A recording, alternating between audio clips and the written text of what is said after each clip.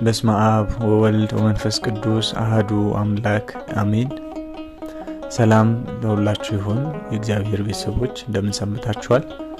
ዛሬ እንደ እግዚአብሔር ፈቃድ አንዲት እህታችን ከክርስትናው ወደ እስልምናው ተታላ ገብታ ደግሞ ከዛ ከሞት አምልጣ ወደ ቤቷ ተጨምራለች። እህታችን መቅደስ ትባላለች። እንዴት ወደ እስልምናው ልትገባ እንደቻለችና ከእስልምናው ደግሞ እንዴት እንዳመለጠች ከህይወቷ እንማራለን እንሰማለን።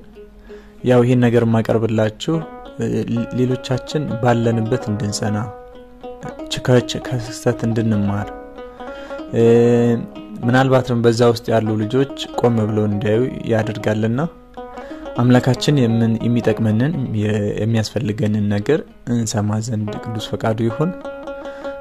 እህታችንን ወደ መስማት እንሄዳለን። እሺ እህታችን እንኳን ደህና መጣሽ። አክብረሽን ምስክርነትሽን ልታካፊን በዚህ ስለተገኘሽ እናመሰግናለን። አሜን። እኔም አመሰግናለሁ። እሺ መልካም እህታችን፣ እስኪ ያው በክርስትናው ተወልደሽ እንደገና ደግሞ ወደ እስልምናው ገብተሽ ከእስልምናው እና የተመለሽው ወደ እስልምና ከመሄድሽ በፊት የልጅነት ጊዜሽ ጠቅለል ብሎ ከእስልምናው በፊት የነበረሽ ህይወትና ሁኔታ ስምሽን ጨምሮ እስኪ ንገሪኝ። እሺ ወንድሜ፣ መጀመሪያ ስሜ መቅደስ ነው። ትውልድ ቤተሰቦችን መቅደስ ነው ብለው ያወጡልኝ። አስተዳደጌ ደግሞ የወንድማኝ ኦርቶዶክስ ነኝ። ክርስቲያን ናቸው ቤተሰቦች ማለት ነው። ግን በእምነቴ በጣም ከደካማ ነኝ። እዛ አረብ ሀገር እስከምመጣ ድረስ ምንም የማውቀው ነገር የለኝም። መጽሐፍ ቅዱስም አንብቤ አላውቅም። የማውቀው ነገር የለም ማለት ነው። እና ይሄ ነው አስተዳደጌ። ቤተሰቦችም ኦርቶዶክስ ናቸው፣ ክርስቲያኖች ናቸው። በጣም አክራሪ።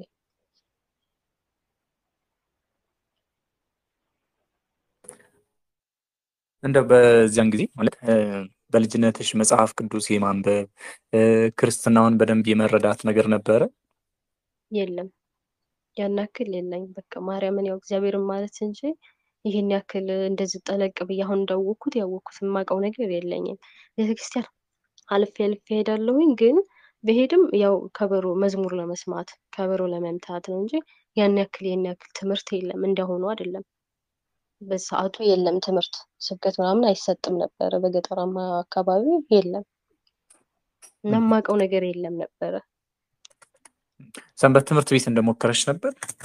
ሞክሬያለሁ፣ ግን የሞከርኩት ያው ከበሮ ለመምታት እና መዝሙር ለመዘመር ብቻ ነው። መዝሙር ከሌ ትዘምራለች ይችላለች ምናምን ለመባል እነሱ ስለቻሉ እኔም ለመዘመር ነው እንጂ ሌላ ትምህርት ምናምን ብዙም የማውቀው ነገር የለም።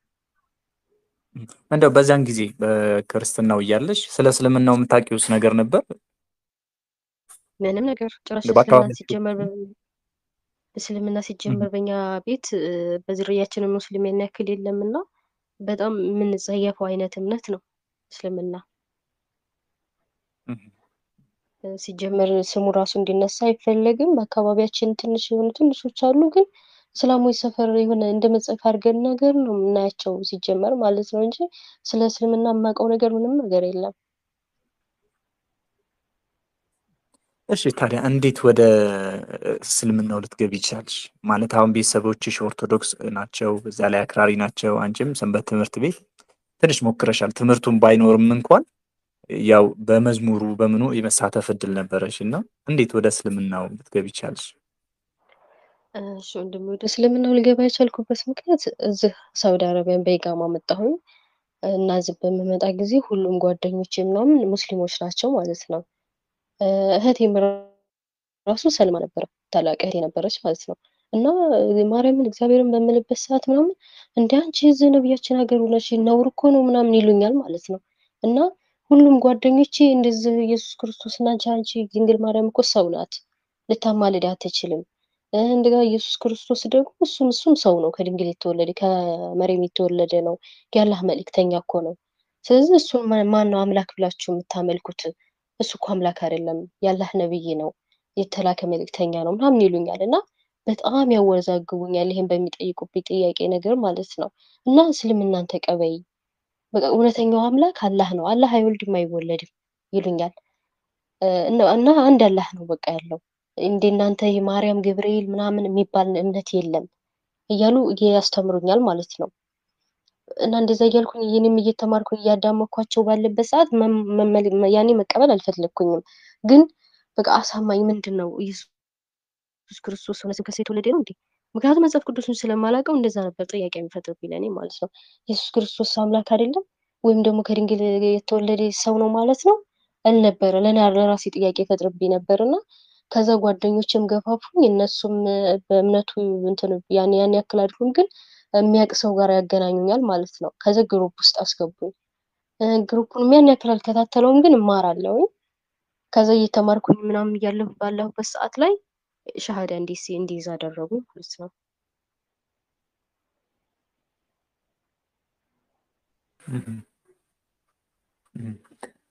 እዚህ ላይ የቅዱስ ጴጥሮስ በአንደኛ ጴጥሮስ በመልእክቱ ምዕራፍ 3 ቁጥር 15 ላይ ለሚጠይቋችሁ ሁሉ መልስ ትሰጡ ዘንድ እንዲቻላችሁ ሁሌም የተዘጋጃችሁ ሁኑ የሚለው ማስታወስ አስፈላጊ ነው። ብዙዎች የሚወድቁት በዚህ ምክንያት ነው። ቀድሞ ዝግጅት ቢደረግ ኖሮ ለሚጠይቀው ሁሉ መልስ መስጠት ይቻል ነበር። የክርስቶስን አምላክነት በተመለከተ ጥያቄ ሲነሳ የእመቤታችንን ሌሎችንም ለሚያነሱ ጥያቄዎች ሁሉ መልስ ለመስጠት ተዘጋጅተን ብንቀመጥ እንደውም አይደለም እኛ ልንሄድ እነሱ መመለስ እንችል ነበር እና የዝግጅት ጉድለት እንደሆነ ያሳያል። ከአንቺ ህይወት መማር እንችላለን። በእስልምና ውስጥ ታዲያ ከዛ አሁን ማለት እንደነገርሽን በግሩፕ ትማሪ ነበር። ጓደኞችሽ ደግሞ ስለ ክርስቶስ፣ ስለ እናታችን፣ ስለ ቅድስት ድንግል ማርያም እንዲህ አይነት ነገር ያልሆነ ነገር ይነግሩሽ ነበር። ከዛ ሻሃዳ ያሽ ሻሃዳ ከያዝሽ በኋላ ምን ይመስል ነበር የእስልምና ቆይታሽ? አዎ ወንድሜ ሻሃዳ ያዝኩኝ። ልክ እንደ ዛሬ ማታ ሻሃዳ ሲያዙኝ ሻሃዳውን እንደያዝኩኝ ማታ ላይ እንትን ተኝቼ ነበርና እንደተኛሁኝ በመናቤ ራእይ ነው ያየሁት። ሻሃዳውን ያዝኩለት ማለት ነው። የዛን ዕለት ብቻ። ከዛ በፊት ትምህርት ብቻ ነበር መማረው እና ሻሃዳ ያዝኩለታ ግን መናብ አየሁኝ። መናቡ ምን ነበረ? ጨለማ ውስጥ ነበርኩኝ።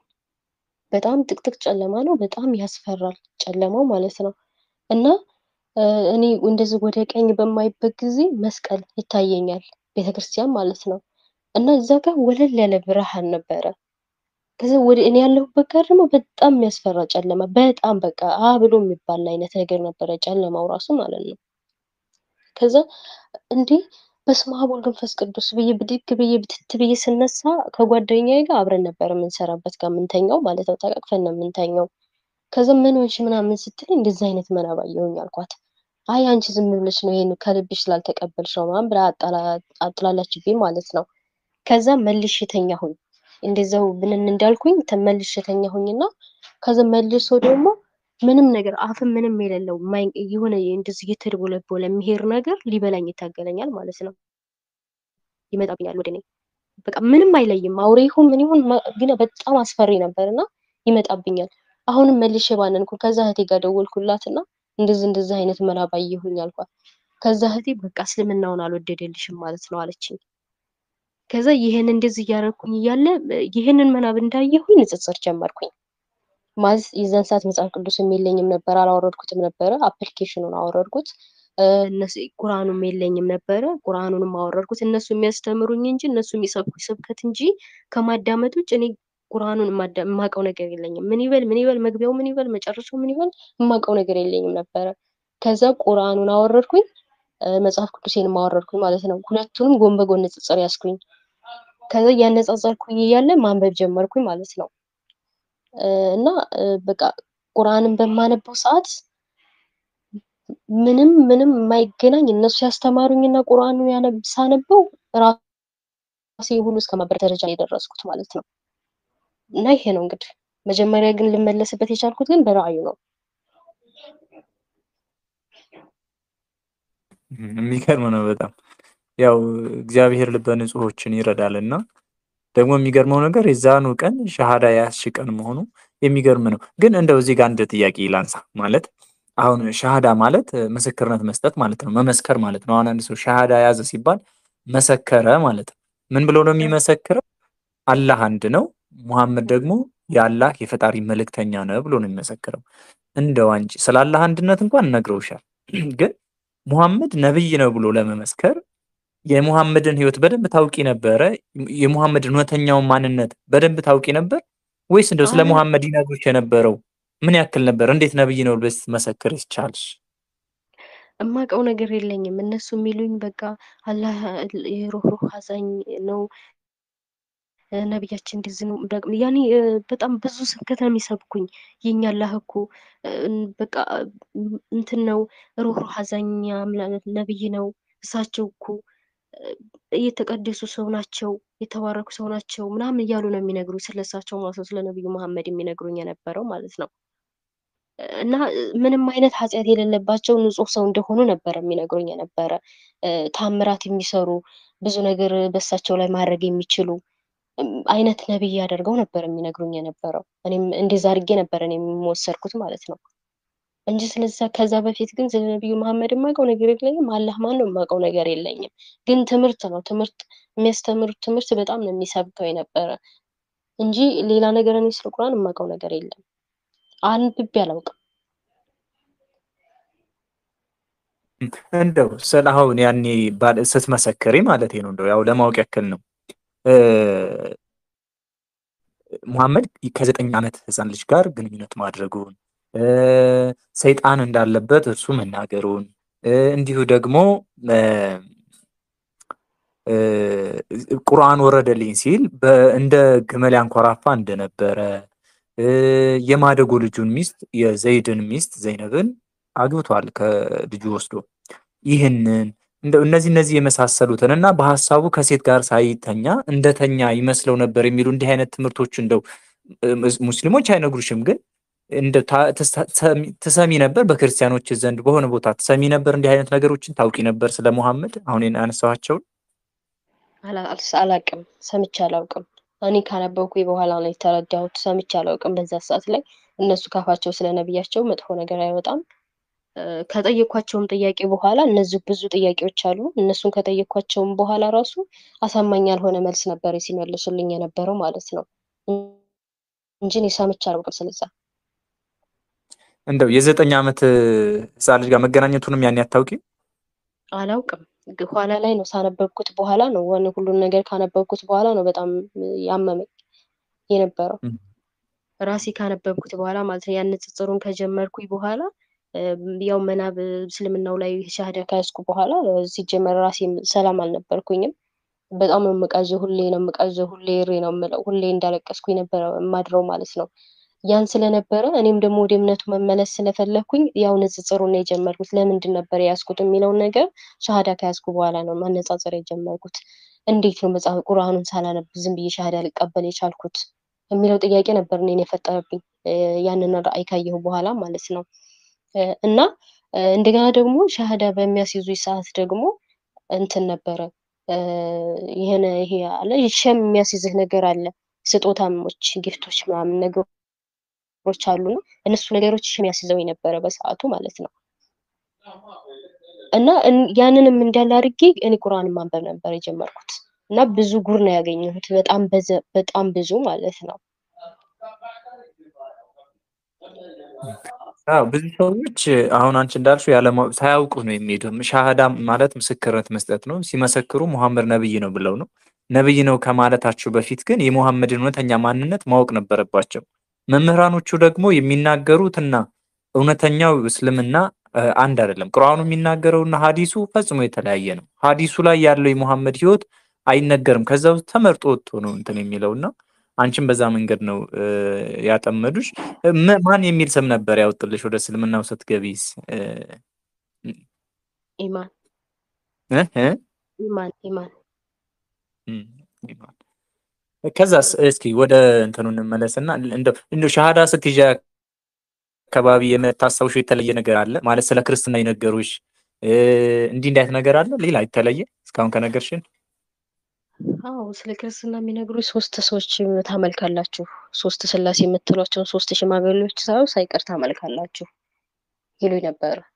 እናንተ እኮ የተወለደን ሰው አምላካችን ነው ብላችሁ የምትሰግዱለት፣ እንደገና ደግሞ ይሄ ፖስት ካርድ ይሄ በእጅ የሚሳል ስዕል እሱን የምታመልኩ ናችሁ ስዕል እየሳላችሁ እመቤታችን እንደዚህና ቅዱስ ጊዮርጊስ እንደዚህ እያላችሁ የምትሉት ይሄ ስዕል ታመልካላችሁ። እንደገና እነዚህ 3 ሽማግሌዎች ራሱ አንድ አምላክ ናቸው ትሏቸዋላችሁ።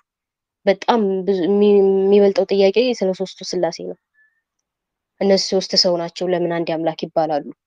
3 ሰው ሆኖ 3 ሰው ነው ፎታቸው፣ ለምን አንድ አምላክ ይባላሉ ይሉኝ ነበረ። ስለ እመቤታችን አማላጅ ናት በሚባለውም እንደዛው ኢየሱስ ክርስቶስም የአላህ መልእክተኛ እንጂ የአላህን እንትን ነው እንጂ አምላካቸው አይደለም፣ አምላክ ነው ብሎ መጽሐፍ ቅዱስ ላይ አልተጻፈም ነበር የሚሉኝ። አዎ የተለመዱ ነገሮች ናቸው እነዚህ። ያው እኛም በደንብ ብንዘጋጅ መልስ መስጠት እንችል ነበር። በጣም ቀላል ጥያቄዎች ናቸው። እንደው አሁን ራእይ አየሽ፣ የዛኑ ጊዜ በግልጽ ነው ያሳየሽ ብርሃንና ጨለማን በራእይ ያየሽ። ካየሽ በኋላ እንደነገርሽኝ ወደ ምርምር ወይ ደግሞ ወደ ንጽጽር ነው የገባሽው። ቁርአኑንም መጽሐፍ ቅዱስንም በራስሽ ሌሎች ስለ ቁርአኑ ከሚነግሩሽ ይልቅ ራስሽ ገልጠሽ ለማንበብ ነው የሞከርሽው እና ምን አገኘሽ? እንደው ቁርአንን በመጀመሪያ ስታዩስ? እኔ ለምሳሌ ከምዕራፉ በአማርኛ መስማት ማየት በጀመርኩ ጊዜ በጣም ነበር ያስደነገጠኝ። ውስጡ ደግሞ ሀሳቡ አውድ የለውም። ዝም ብሎ የሆነ ቦታ ይጀምራል፣ የሆነ ቦታ ይገባል፣ እርግማን ይበዛዋል። እኔ በዛ መንገድ ነበር ያየሁት እና አንቺስ እንደው እንዴት አየሽው? ከዛስ በክርስትናው እና በእስልምናው መካከል ስታነጻጽሪ ምን አይነት ልዩነቶችን አገኘሽ? እንዴትስ ወደ ክርስትናው መሩሽ እነዛ ነገሮች? ወደ ክርስትናው ሊመራኝ የቻለው አንደኛ ራእዩ ነገር ያለው፣ ሁለተኛ ደግሞ ራሱ ቁርአን ሊመራኝ የቻለው። በቃ ሙሉ ለሙሉ ገልብጦ የመራኝ ወደ ቁርአኑ ነው ራሱ ማለት ነው። ምክንያቱም አብዛኛውን ስለ ግደሉ ነው የሚያወራው፣ ስለ ጥላቻ ነው የሚያወራው። ሃይማኖት ለአላህ እስከሚሆን ድረስ ታገሏቸው፣ እነዛን አመፀኞችን ግደሏቸው፣ በአላህና በመልእክተኛው ያላመኑትን ተዋጓቸው፣ ግደሏቸው፣ ከአንገታቸውም በላይ ቅርንጫፍ መለያዎቻቸው ምቱ ነው የሚለው። በቃ ብዙ አለ፣ ራሱ መግለጽ እችላለሁ። አጋንንት ራሱ ለሙሐመድ ምንድን ነው ያለው? አጋንንት ሰምቶ የወደደው የቁርአን ቃልም ራሱ አለ 72 ቁጥር 1 ላይ ራሱ ሙሐመድ ሆይ አለው ቁርአን እንትን ሰይጣን በል እነሆ ከጂኒ የሆኑ ጭፍሮች ቁርአንን አዳመጡ፣ እኛ አስደናቂ የሆኑ ቁርአንን ሰማንም አሉ። ማለትም ወደኔ ወረደልኝ አለ ሙሐመድ በጭፍሮቹ ጅኖቹ ማለት ነው። አላህ አይወልድም አይወለድም ይላል ደግሞ፣ ነገር ግን በመንፈስ ልክ ያለው ለእኔና ለእናንተ መድኃኒት ይሆነኝ ዘንድ ወደ እናንተ ልክ ያለው ከዘላለም ሞት ወደ ዘላለም ህይወት ያመጣን ዘንድ በመንፈሴ ልክ ያለሁኝም ይላል። እንደገና ደግሞ ነብዩ መሐመድ የአላህ ባሪያ እንጂ የአላህ ልጅ አይደለም። ሁሉም ሰው የአላህ ባሪያ ነው እንጂ የአላህ ልጅ አይደለም። እንደዛም ይላል እና በጣም ብዙ ጥቅሶች አሉ። ጥቅስ መግለጽ ከቻልኩኝ እነዚህ ነገሮች በጣም ከምንም በላይ ያመመኝ ግደሉ የሚለውን ነገር፣ እነዚያን ክርስቲያኖችን ባገኛችሁባቸው ቦታ ግደሉ ይል ነበር እና በምጠይቅበትም መንገድ ይሄን እንደዛ የሚል ጥያቄ ለምንድን ነው ግደሉ ያለው ብዬ ትጠይቃቸው እንትን ኡስታዝ ጋር አገናኙ ማለት ነው፣ መልስ የሚመልሰው ጋር እና ለምን ይሄን አለ ስለው መሆን አለበት። ምክንያቱም አንድ ሰው እምነቱን ጥሶ ከወጣ ያ ሰው ለሌሎቹ ሰዎች እንቅፋት ስለሚሆን እንቅፋትን ማስወገድ ግዴታ ስለሆነ መገደል አለበት። የገንዘብ ችግር ከሆነ ገንዘብ ይሰጠዋል፣ ይረዳል። የኢኮኖሚ ችግር ከሆነ፣ የትዳር አጋር ችግር ከሆነ ደግሞ ትዳር እንዲመቻችለት ይሆናል።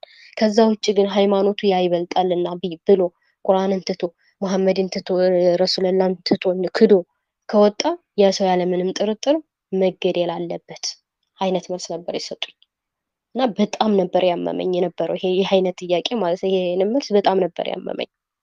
ግን መጽሐፍ ቅዱስን ሳነብ ግን እኔ ግን እላችኋለሁ በሰማያት ላለው አባታችሁ ልጆች ትሆኑ ዘንድ ጥላቻችሁን ውደዱ፣ የሚረግሟችሁን መርቁ፣ ለሚጠሏችሁም መልካም አድርጉ፣ ስለሚያሳድዷችሁም ጸልዩ። እርሱ በክፉዎችና በበጎዎች ላይ ፀሐይን ያወጣልና በጻድቃንና በኃጢአተኞችም ላይ ዝናብን ያዘንባልና ይላል ማቴዎስ 5:44 ላይ። ይህንን ሳገኝ ነበር ያለቀስኩት። እኔ በጣም ነበር ያለቀስኩት። በቃ ይሄው ጥቅስ ነበረ በቂ ለኔ። አይደለም የመግቢያዎቹን ተውና አይደለም ይሄ የቁርአኑን ምዕራፉን ይሄን የመቀደድ ምናምን የሚለውን እሱን የሸረሪት ምናምን የሚለው እሱን ተው፣ እሱ እንዳለ ይቀመጥ። ግን ወደ ውስጥ ስትገባ ብዙ ስላለ ማለት ነው። ግን ወደ እምነቴ እንድመለስ ያደረገኝ ይሄ ነበረ፣ የመጽሐፍ ቅዱስ ቃል ማለት ነው።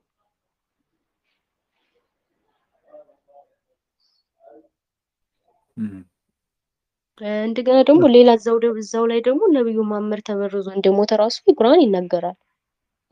አባቶቿንና ወንድሞቿን ገድሎባት የነበረ ሴት መድኃኒት ከምግብ ጋር አድርጋ ሰጥታችሁ፣ አንተ እውነተኛ ነቢይ ከሆንክ ይሄ ምግብ እንዴት ተመረዘ ታውቃለህ ብላ ነበር የሰጣችው። ከዛ ወንድሞቹም አብረው ይበሉ ነበረ እና ወንድሞችን በሚጠይቁበት ሰዓት አልተመረዘም ብሎ ነበር የነገራቸው። እሱም በዛው ተሰቃይቶ ነው የሞተው። አይሻ ሆይ ተሰቃየሁኝ፣ ሆዴን በጣም እያመመኝ ነው ብሎ ነበር የነገራት ለአይሻ ለሚስቱ። እና የእውነተኛ አምላክ ከሆነ የእውነተኛ ነብይ ከሆነ ካላህ የተላከ መልእክተኛ ከሆነ ለምን መርዝ እንዳለው አላወቀም ነበረ። ይህም ራሴን ጥያቄ ነበር የፈጠረብኝ። ይህም በምጠይቅባቸው ሰዓት በጣም ነበር የተሰደብኩት የነበረ። ሁለተኛ ደግሞ የወንድሙ ሚስት ራሱ አይቶ ልቤ ነገጠሩ ራሱ አፍቅሯታል። የአይሻን ተውና የአይሻ ያማል። ሲጀመር ማንም ኦርቶዶክስ ይህንን ሊሰማው ራሱ አይገባም። ያማል እሱ።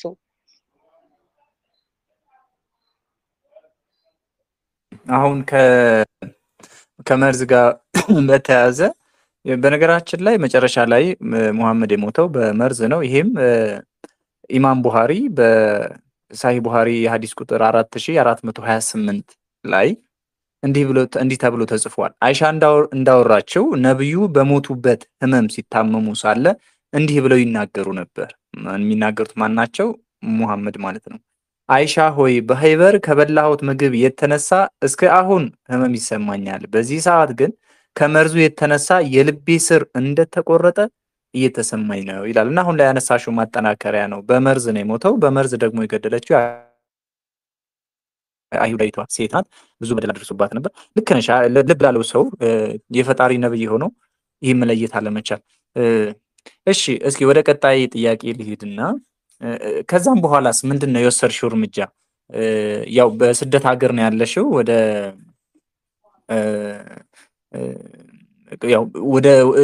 ወደ ሀገር ቤት አልመጣሽም አይደል? እዛው ነው ያለሽው። ከዛም በኋላ አዎ እዛው ነው ያለሁት። ቄደር ያው የመጠመቅ እድል አልነበረሽም ማለት ነው? የለኝም። ንስሐስ ገብተሻል ማለት ያው በስልክም ቢሆን? አልገባሁም። ያው የሚቀር ፕሮሰስ ነው። እሺ ከዛስ ከእስልምናው እንደወጣሽ ለጓደኞች ስትነግሪያቸውና እስልምና እንደለቀቅሽ ሲያውቁ ምን ያሉሽ ነገር አለ? ምን የደረሰብሽስ ነገር አለ? መጀመሪያውኑ ነግሬያለሁ። አብሬያት ነበር የምተኛው ልጅቷ ጋር ማለት ነው። እና አብሬያት በምተኛበት ሰዓት ላይ በጣም እንደምባንን ምናምን አይነት ነገር በጣም ደነግጣል። ሁሌ ነው በቃ አስፈሪ አውሬ የሚመጣብኝ የነበረ እና ሁሌ እየተማተብኩ ነው የምነሳው። አንቺ ለምንድን ነው እንዲህ ሻሃዳ እኮ ይዘሻል፣ ቢስሚላህ ነው ማለት ያለብሽ፣ ካሁን በኋላ በስመ አብ ልትይ አትችይም ምናምን እያለች ትቆጣኛለች። በጣም በርሜም ትንሽ ትበልጠኝ ነበርና በጣም ትቆጣኝ ነበረ፣ ታሳቅቀኛለች እና ይሄን ማድረግ የለብሽም ምናምን ትለኛለች። ከዛ ከሷ ተለይቼ ንጽጽሩን በሚይዝበት ሰዓት ለካስ አንድ ቀን ንጽጽሩን ይዤ እኔ በጣም አብጃለሁ ታውቃለህ። በጣም እንትን ብያለሁ። ሁሉን መጽሐፍ ቅዱስን ሳነበው እያለቀስኩ ነበር ሳነብ የነበረው ማለት ነው። ይሄ ከመግቢያው በቃ ዮሐንስ ከመግቢያው ጀምሬ ርዕሱ እንትን ሲለኝ አለቀስኩኝ። እያለቀስኩ የተንሰቅስኩ ባገኘች ሰዓት ምንድነው ምናምን ስል ስልኬን ቀምታ ስታዩ እያነጻጸርኩኝ ነበረ። ልትመለሽ ነው አይደል ወደ እምነትሽ አለችኝ። አዎ አልኳት። አዎ እመለሳለሁኝ። በቃ የኔ አምላክ ይሄ ነው፣ እናንተ ያላችሁት አይደለም። ኢየሱስ ክርስቶስ እንዴት ነው፣ ድንግል ማርያም እንደዚህ፣ ሶስቱ ስላሴ እንደዚህ ናቸው እናንተ ያወራችሁኝ እና ይሄ አንድ አይደለም። ቁርአን እናንተ የምትልኩልኝ ስብከትና በሰው ትምህርት የማይተማርኩት ትምህርት ነው። ቁርአኑ አንድ አይደለም። ለምንድን ነው ግዴሉ የሚለው? ለምንድን ነው አላህ የእውነተኛ ነብይ ከሆነ ለምን መዲና ተቀብሮ ቀረ? እንደገና ደግሞ በመጨረሻው ጊዜ ለኢየሱስ ክርስቶስ ነው ክብር ያለው መጽሐፍ ቅዱሱ ራሱ ቁርአናችሁ። ለድንግል ማርያም የድንግል ማርያም ንጽህና ነው የሚያወራው። ራሱ አረቢቱን ራሱ ስጠይቃት ማለት ነው አልመሲህ ይሄ ማን ኢሳ ማለት ምን ማለት ነው በክርስቲያን ስላት መሲህ ማለት ነው ያለችኝ። ስለዚህ ይሄ ማለት ነው።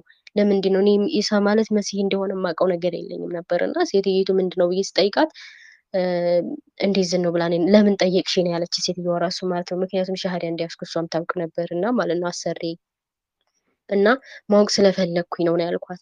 ስለዚህ ስለ ኢሳ ነበር ሲያወራልኝ የነበረው። ሁሉም የሚበዛው እሱ ስለ ኢሳ የሚያወራው ነበረ፣ ስለ ድንግል ማርያም የሚያወራው።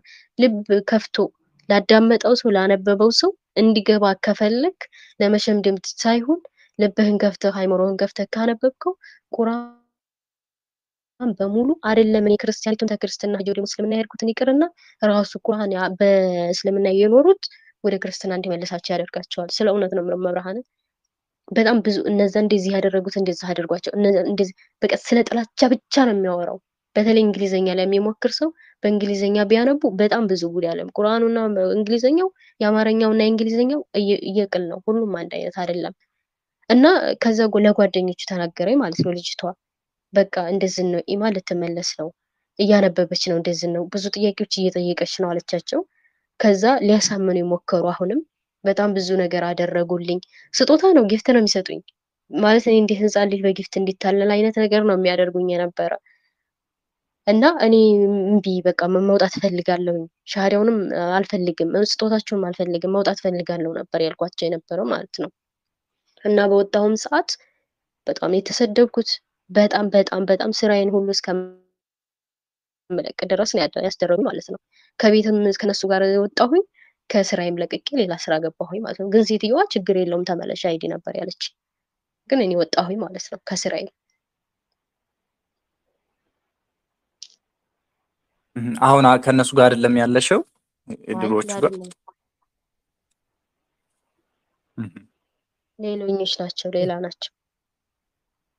እንግዲህ ብዙ ሰዎች ብዙ ልጆች በዚህ መንገድ ነው የሚጠፉት። ቀድሞ አለማወቅ፣ ክርስትናውንም አለማወቅ፣ ያኛውንም አለማወቅ፣ በቃ ዝም ብሎ አየር ላይ ማለት ነው።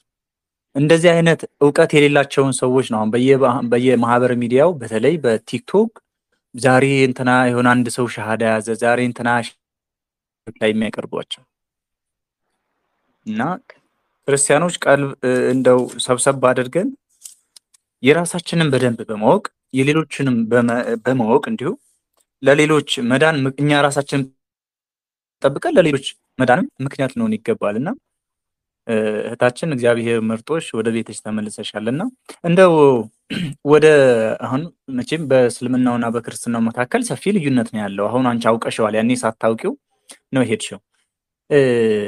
በእግዚአብሔር ቤት አሁን ወደ ቤት ከተመለስሽ በኋላ እግዚአብሔር ልጅ ነሽ፣ ሁሉን ቻይ የሆነው አምላክ ልጅ ነሽ አንቺ። የዛን ጊዜ ግን በእስልምናው ባሪያ እንጂ ልጅነት የለም።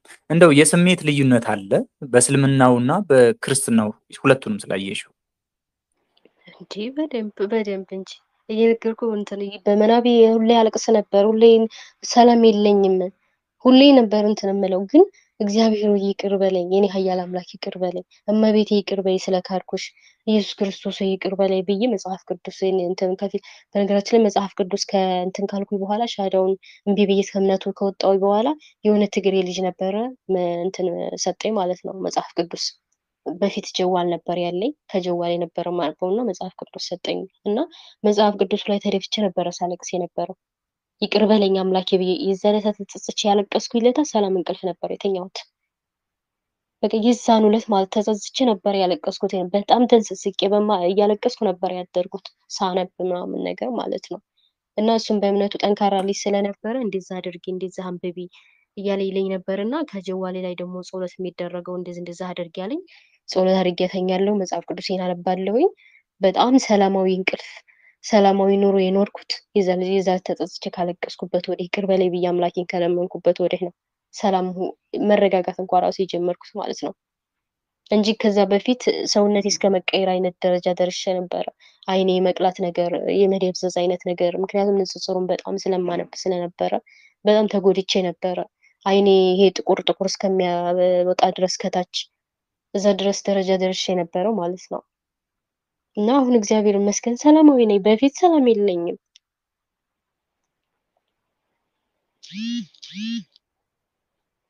እግዚአብሔር ይመስገን ስለ ሁሉም ነገር። እንደው ለሌሎች በመጨረሻ ቀረ የምትይው አንቺ ልጨምሪ የምትፈልጊው ነገር ካለ ምናልባት ይዘለል ነው እሱንም ጨምሪ። እንደው በእስልምና ውስጥ ላሉት ወንድምና እህቶች ከክርስትናውም ወደ እስልምናው ሊሄዱ ብዙ ሳያውቁ ይሄዱ ነው ለሄዱ አሁንም በክርስትናው ላሉ ደግሞ ልጆች ምን አይነት መልእክት አለሽ? እንደው ገብቶ እንደወጣ እንዳየው ሰው ሁሉ ነው። እኔ ለመሄድም የሚያስቡ ካሉ መጽሐፍ ቅዱስን ያንብቡ መጀመሪያ ማለት ነው። መጀመሪያ እኔ ቁርአንንም እንዲያነቡ ፈልጋለሁ። ማንኛውም ሰው ክርስቲያን የሆነ ሰው በሙሉ ቁርአን እንዲያነብ ፈልጋለሁ። ምክንያቱም በእምነታቸው ጠንካራ እንዲሆኑ ያደርጋቸዋል። እኔ ቁርአንንም ስላላነበብኩ መጽሐፍ ቅዱስንም ስላላነበብኩ ስለነበረ ነው እኔ የተሸወድኩት። ማንም ሰው መሆን የሌለበት ነገር ቢኖር የማንንም ስብከት መስማት የለበትም። እኔም የተሸወድኩት በስብከት ነው። በቃ የሚያሳዝን አይነት ቀመመው ምናምን ነገር ነው የሚልኩልህ የነበረ አውዲዮ ማለት ነው ኡስታዞች የሚያስተምሩት። ስለዚህ ማንም ሰው ቢሆን መጀመሪያ መማር ከፈለገ ማወቅ ተፈለገ ሰዎችን ሳይሆን መጠየቅ ያለበት ራሱ ቁርአኑን ያንብቡት ከቻሉ ማለት ነው።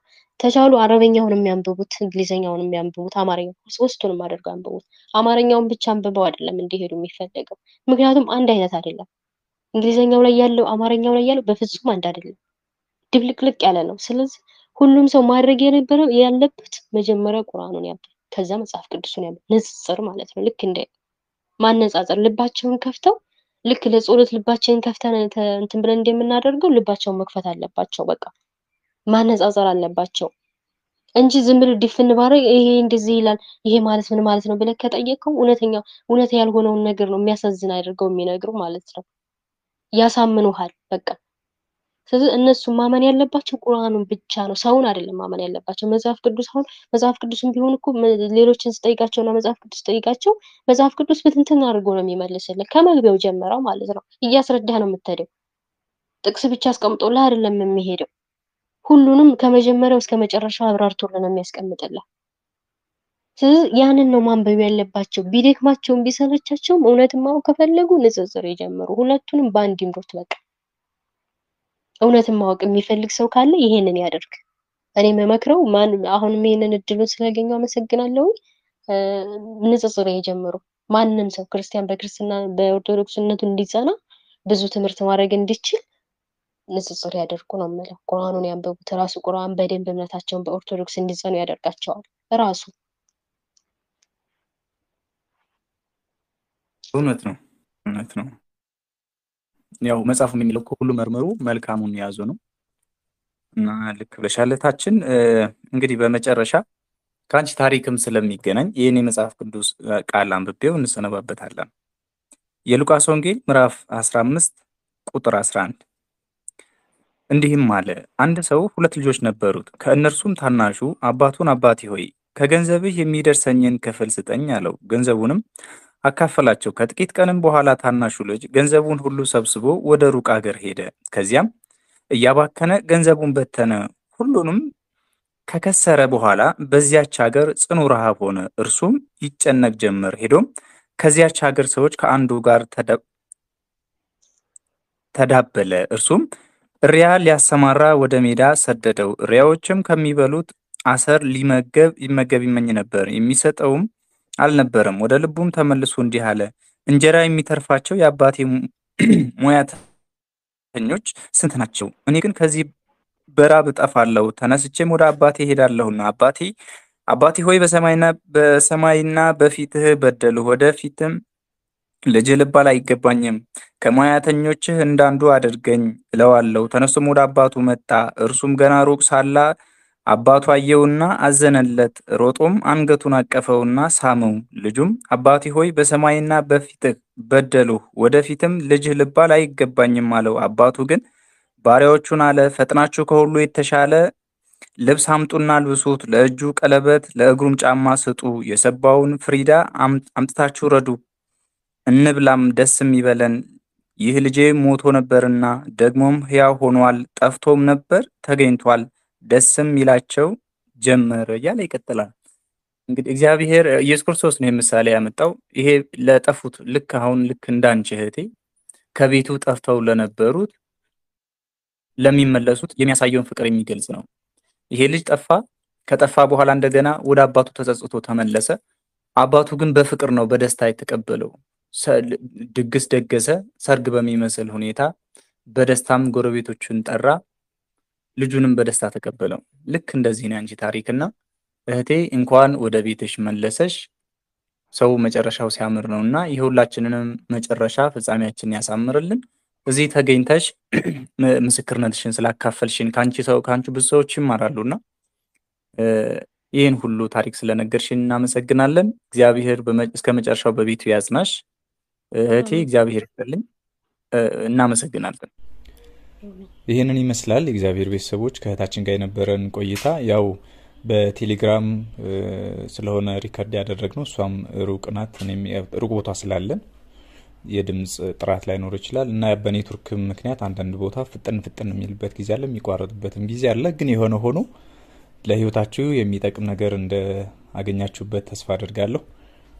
በዚህ አጋጣሚ ከእስልምና ወደ ክርስትና የመጣችሁ የኔ አይነት ታሪክ ያላችሁ ወንድምና እህቶች ካላችሁ እንዲሁም ደግሞ ልክ እንደ እህታችን ከክርስትናው በሆነ አጋጣሚ ባለማወቅም ብዙ ምክንያት ሊኖር ይችላል ወደ እስልምናው ገብታችሁ ተመልሳችሁ ወደ ቅድስት ቤተክርስቲያን የተጨመራችሁ ካላችሁ ኑና አብረን እንማማር፣ ምስክርነታችሁንም እንስማ። አንዱ ካንዱ ይማራልና እናንተን ህይወትኛ ብንሰማው እንማርበታለን። ስለዚህ በሰማይ ዋጋ ለማግኘት በምድር እንመስክር ነው እላችኋለሁ። የቴሌግራም ግሩፕ ከታች ሊንክ አለ፣ ተቀላቀሉን። አንድ ላይ ሆነን ከእስልምና የመጡ ልጆች አንድ ላይ ሆነን መምህራን ተመድበውልን